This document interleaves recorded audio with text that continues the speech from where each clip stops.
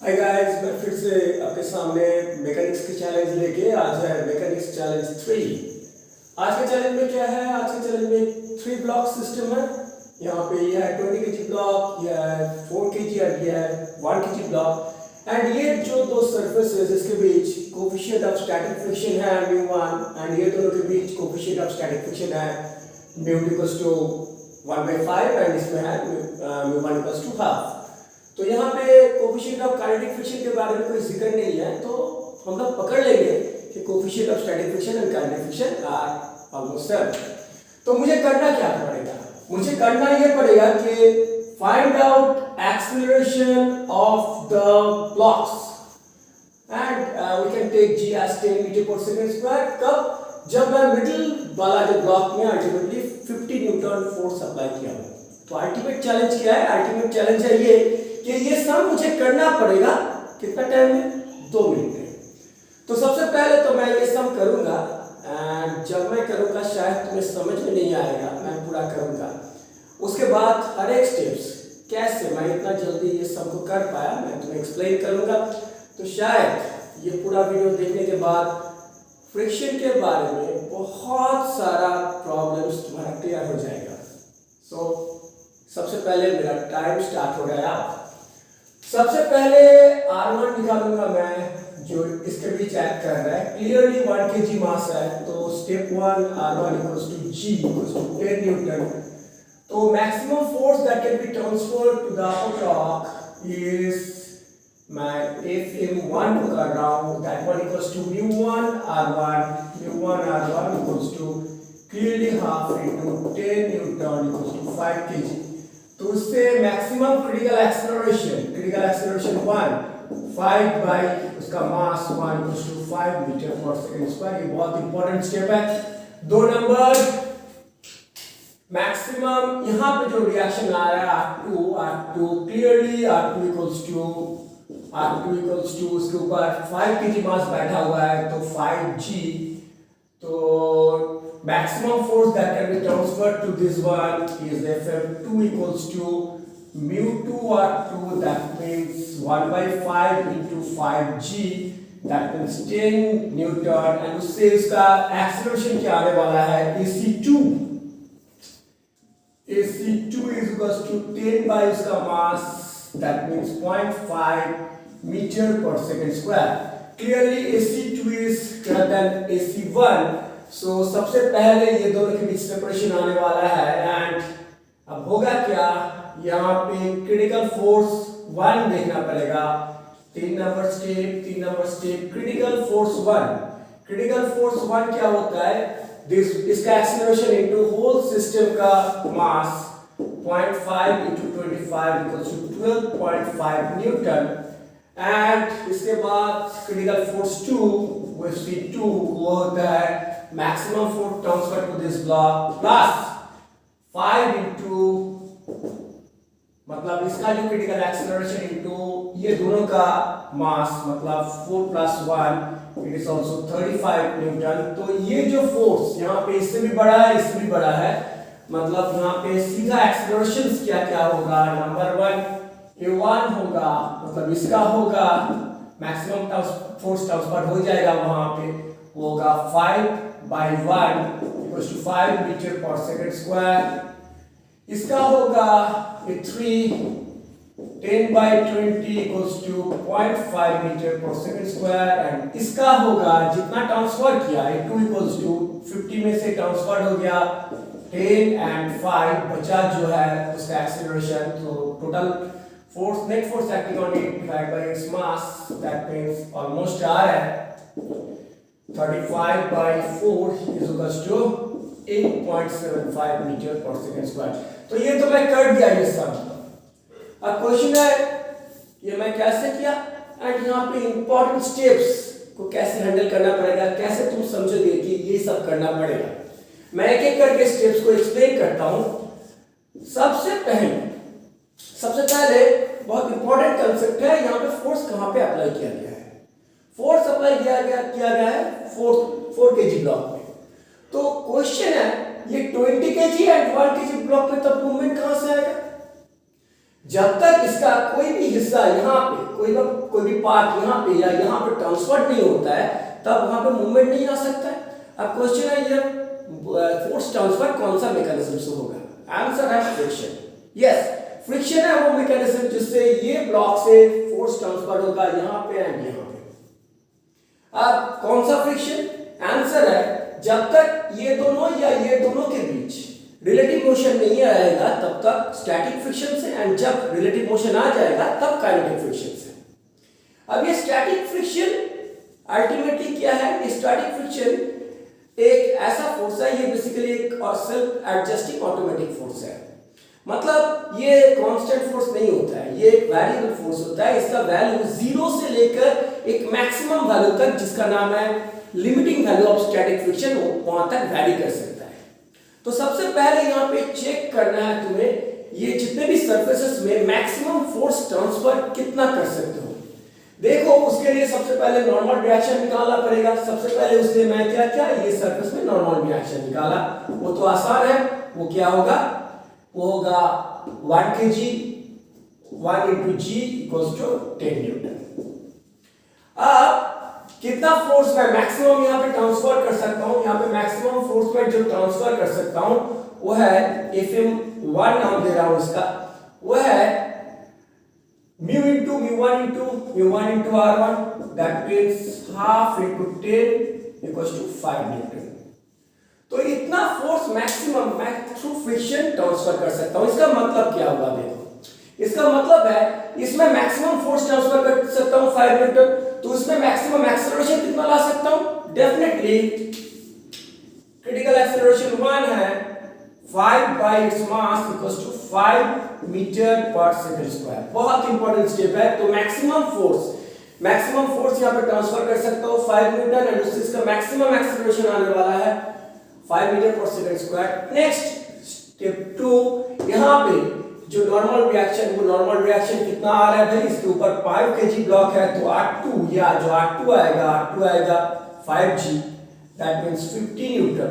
And ये 50 Newton अगर R2 है तो यहाँ पे maximum force that can be transferred through friction mechanism to this block is definitely if m2 is equals to mu2 into 50 equals to mu2 है mu2 into r2 दे रहा हूँ r2, that means 1 by 5 into 50 equals to 10 newton. तो देखो भाई ये friction, यहाँ पे जो कंडीशन है, यहाँ पे मैक्सिमम फोर्स जो मैं यहाँ पे ट्रांसफर कर सकता हूँ वह है 10 न्यूटन। एंड ये 10 न्यूटन से इसका एक्सेलरेशन कितना आएगा? 10 न्यूटन से इसका एक्सेलरेशन आएगा critical acceleration 2 equals to 10 newton divide by its mass, मतलब 10 by 20 equals to 0.5 मीटर पर सेकंड स्क्वायर। इसका मतलब क्या है?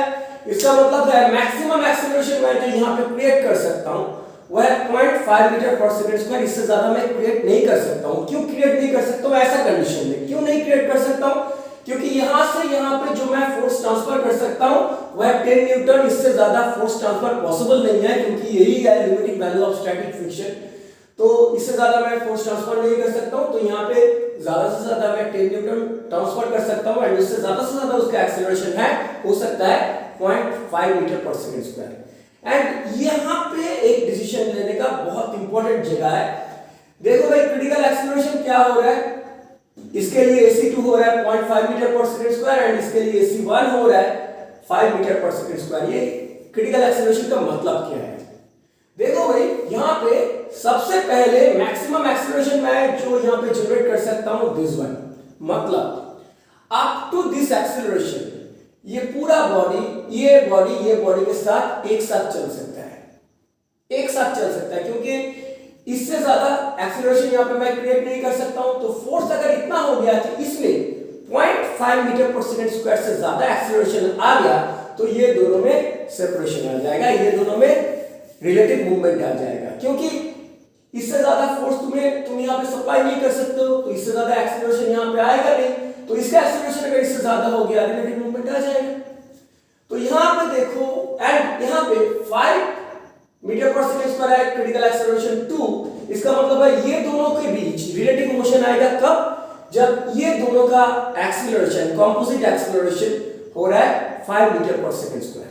मतलब मैं जब शुरू करूंगा इनिशियली बहुत कम फोर्स से अगर स्टार्ट करता हूं, ये दो तीनों ही एक साथ मूवमेंट करेगा, उसके बाद एक टाइम आएगा तीनों का एक्सीलरेशन 0.5 मीटर पर सेकंड स्क्वायर हो गया, उससे ज्यादा अगर फोर्स देता हूं ये दोनों से अल्टीमेटली अलग हो जाएगा। अलग होने का मतलब है ये 0.5 मीटर पर सेकंड स्क्वायर एक्सीलरेशन लेके ही मूव करेगा एंड ये दोनों एक साथ कंपोजिट ब्लॉक के रूप में मूव करेगा विद सम हायर एक्सीलरेशन। पर ये दोनों में भी अल्टीमेटली सेपरेशन आने वाला है कब? जब यहाँ पे ये दोनों का एक्सीलरेशन 5 मीटर पर सेकंड स्क्वायर में चला जाएगा। इसके बाद अगर मैं फोर्स को और भी बढ़ाता हूं तब क्या होगा, ये ज्यादा एक्सीलरेशन में लेके चलना स्टार्ट करेगा, पर यहाँ पे 5 मीटर पर सेकंड स्क्वायर से ज्यादा एक्सीलरेशन नहीं आएगा, क्योंकि यहाँ पे जो फोर्स दिया गया है जैसे coefficient of static friction and normal reaction का जो कॉम्बिनेशंस है, उससे मैं यहाँ पे मैक्सिमम फोर्स जो ट्रांसफर कर सकता हूँ वह 5 न्यूटन एंड इससे इसका मैक्सिमम एक्सीलरेशन जो ला सकता हूँ 5 मीटर पर सेकंड स्क्वायर। तो इसका एक्सीलरेशन अगर उससे ज्यादा हो गया, ये इसके साथ एक साथ नहीं जा पाएगा, दोनों के बीच रिलेटिव मोशन आ जाएगा। अब नेक्स्ट क्वेश्चन है ये जो क्रिटिकल स्टेप्स, मतलब कब ये सेपरेटेड होगा, कब ये सेपरेटेड होगा, मतलब इसके लिए फोर्स अगर मैं 0 से धीरे धीरे बढ़ाता हूं तब ये स्टेप्स कब आने वाला है। देखो इसके लिए मैं यहाँ पे critical force 1 and critical force 2 निकाला हूं। ठंडा दिमाग से देखो, यहाँ पे सबसे पहले जो सेपरेशन आने वाला है वह है 0.5 मीटर पर सेकंड स्क्वायर में, मतलब 0.5 मीटर पर सेकंड स्क्वायर तक ये दोनों एक्सक्यूज मी ये 0.5 मीटर पर सेकंड स्क्वायर तक ये दोनों एक साथ चल सकते हैं। ठीक है, ये दोनों एक साथ चल सकते हैं एंड तब अल्टीमेटली उसके ऊपर फोर्स क्या होगा, 0.5 मीटर है पूरा सिस्टम का acceleration, that one multiplied by total mass of the system will give the force। तो फोर्स जब 12.5 न्यूटन होगा तब तक ये तीनों एक साथ चलेगा, उसके बाद अगर मैं फोर्स बढ़ाता हूं तब ये सेपरेटेड हो जाएगा, मतलब सेपरेटेड मतलब ये 0.5 मीटर पर सेकंड स्क्वायर एक्सीलरेशन लेके ही चलेगा एंड बाकी दोनों एक कंपोजिट एक्सीलरेशन हायर एक्सीलरेशन लेके चलना स्टार्ट कर देगा। पर इसके बाद भी और एक सेपरेशन आने वाला है कब, जब इसका ये कंपोजिट ब्लॉक का एक्सीलरेशन हो रहा है 5 मीटर पर सेकंड स्क्वायर। देखो वो कंडीशन कब आएगा, देखो अब मैं इसमें 10 न्यूटन फोर्स सप्लाई कर दिया हूं एंड इसके ऊपर ये चल रहा है कितना एक्सीलरेशन लेके, 5 मीटर पर सेकंड स्क्वायर एक्सीलरेशन लेके। तो ये कंपोजिट मास का टोटल मास क्या है 5 केजी एंड एक्सीलरेशन क्या है तब 5 मीटर पर सेकंड स्क्वायर। तो उसके लिए फोर्स कितना लगेगा, 5 × 4 + 1 मतलब 25 न्यूटन एंड 10 मीटर ऑलरेडी मैं यहाँ पे सप्लाई कर चुका हूँ, क्योंकि ये भी मैक्सिमम एक्सीलरेशन लेके उसका जो मैक्सिमम पॉसिबल एक्सीलरेशन लेके ट्रैवल कर रहा है तब, तो वो क्रिटिकल फोर्स है 35 न्यूटन। मतलब 0 से 12.5 तक तीनों एक साथ, उसके बाद 12.5 से 35 तक ये अलग, ये दोनों एक साथ एंड उसके बाद तीनों ही अलग। यहाँ पे फोर्स क्या है 50 न्यूटन, मतलब तीनों ही अलग एक्सीलरेशन लेके चलेगा एंड एक्सीलरेशन क्या क्या होगा, देखो maximum force that can be transfer to the upper and lower block मैं ट्रांसफर कर दूंगा। तो पहला वाला का एक्सीलरेशन, ये वाला का एक्सीलरेशन क्या होगा, maximum force that means 5 metre transferred हो गया है, तो इसका एक्सीलरेशन होगा 5/1 दैट मींस 5 मीटर पर सेकंड स्क्वायर एंड इसका एक्सीलरेशन होगा 2 नंबर का एक्सीलरेशन नहीं 3 नंबर का एक्सीलरेशन क्या होगा, इसमें भी मैं maximum force that can be transferred वो मैं सप्लाई कर दिया हूं, तो पहले ही कर दिया हूं 10 न्यूटन। तो इसका एक्सीलरेशन क्या होगा 10/20 equals to this one and बाकी ट्रांसफर यहाँ पे देखो 50 न्यूटन में से कितना ट्रांसफर कर दिया गया है, इसमें 5 न्यूटन इसमें 10 न्यूटन, तो बचा कितना है 50 - 10 - 5 एंड ये कितना केजी का ब्लॉक के ऊपर एक्ट कर रहा है 4 केजी का। तो force net force divide by mass will give its acceleration and इसका एक्सीलरेशन होगा दिस वन। शायद तुम्हें सब कुछ ठीक ठाक समझ में आ रहा होगा, फिर भी मैं ये टॉपिक को थोड़ा सा आगे लेके जाऊंगा, थोड़ा सा आगे लेके दिखाऊंगा कि यहाँ पे कंप्लीटली डिफरेंट 3 जोन्स है। कैसे, यहाँ पे देखो कंप्लीटली डिफरेंट थ्री जोन्स है force in terms of force. Number 1 है 12.5, नंबर 2 है 35 एंड नंबर 3 है उससे ज्यादा। मतलब 0 से लेके फोर्स जब 12.5 है तब सिस्टम एक साथ मूव करेगा। तब सिस्टम मतलब ये 1, 4 एंड 20 सब एक साथ मूव करेगा एंड उसका एक्सीलरेशन क्या होगा? Net force divided by total force acting on the system divided by total mass. पकड़ लो इसके अंदर मैं 10 न्यूटन फोर्स अप्लाई हुआ पकड़ा, तो एक्सीलरेशन क्या होगा? एक साथ एक एक्सीलरेशन में सब कोई अल्टीमेटली चलेगा एंड वो एक्सीलरेशन क्या होगा? This 1 by 25 equals to 0.4 metre पर सेकंड स्क्वायर। अब फोर्स अगर ये दोनों के बीच है तब क्या होगा? पकड़ लो फोर्स ले रहा हूं मैं 20 न्यूटन। तब सबसे पहले क्या होगा? लोअर ब्लॉक में जो सबसे पहले सेपरेट हो जाता है उसमें जो मैक्सिमम फोर्स वो ट्रांसफर हो जाएगा एंड वो है 10 न्यूटन। तो ये 3 आ जाएगा 10 by 20 दैट मींस 0.5 मीटर पर सेकंड स्क्वायर, 0.5 मीटर पर सेकंड स्क्वायर एंड 10 न्यूटन अगर इसे सप्लाई कर दिया गया है बाकी कितना बचेगा? 20 में से 20 minus 10 and that one divide by total composite mass. Composite mass क्या होगा? 5। तो ये होगा ये 1 एंड 4 का कंपोजिट मोशन। मैं जो बताना चाहता हूं यहां पे जैसे वो लोग एक साथ मूव किया। कौन कौन एक साथ मूव किया? यहां पे यह 12.5 यहां पे सब एक साथ मूव किया। 1 + 4 + 20 35 में क्या होगा? ये 20 अलग मूव करेगा एंड 1 + 4 अलग मूव करेगा एंड यहां पे क्या होगा? यहां पे जो होगा 1 अलग मूव करेगा, 4 अलग मूव करेगा एंड 20 अलग मूव करेगा। तो यहां पे 1 एंड 4 का जो कंपोजिट ये होगा वो होगा 2 मीटर पर सेकंड स्क्वायर एंड जब इससे ज्यादा होगा वो क्या होगा? मैं ऑलरेडी दिखा चुका हूं, ऑलरेडी वही सम था। अगर 1 न्यूटन फोर्स अप्लाइड हुआ तब फर्स्ट मेरा A3 कितना होगा? मतलब इसका कितना होगा? A3 होगा 10 by 20। A1 क्या होगा? A1 होगा 5 by 1 एंड A2 क्या होगा? Given force -10 -5 divide by its mass that means 4। शायद तुम्हें ये वीडियो पसंद आया होगा। अगर पसंद आया तो सब्सक्राइब करो एंड अगर कोई सजेशंस है वो भी भेजो एंड ऐसा सम बहुत जल्दी खत्म करो, बहुत जल्दी एंड बहुत इजीली इसे कंप्लीट करो एंड कंसेप्ट बिल्ड करो। Thank you, bye bye.